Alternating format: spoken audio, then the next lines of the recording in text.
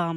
La commission d'enquête sur la neutralité de l'audiovisuel public est en pause jusqu'au mois de janvier. Le moins qu'on puisse dire, c'est que la première salve d'audition a d'ores et déjà amené à plusieurs révélations, plusieurs éclaircissements également sur les dérives de France Télévisions et Radio France. Mayalène Trémollet. A commencer par des désaccords sur l'affaire Legrand-Cohen, sur les propos de Thomas Legrand assurant à des députés PS, je cite, qu'ils font ce qu'il faut pour Dati. La patronne de Radio France, Sybille Veil, condamne. Les propos qui ont été tenus au sujet de la ministre de la Culture m'apparaissent problématiques. Quand Thomas Legrand, lui, assume jusqu'au bout. Non, je ne regrette pas d'avoir prononcé ces propos.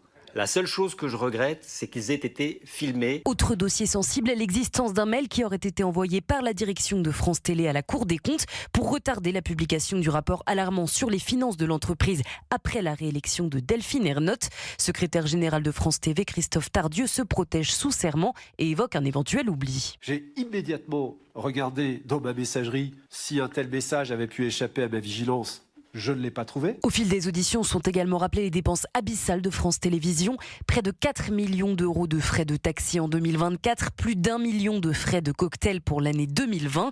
À noter que la commission relève une absence de comptabilité précise depuis 2015 et ce malgré les multiples engagements de Delphine Ernotte à la mettre en place. Mayalène Trémollet du service politique d'Europe 1.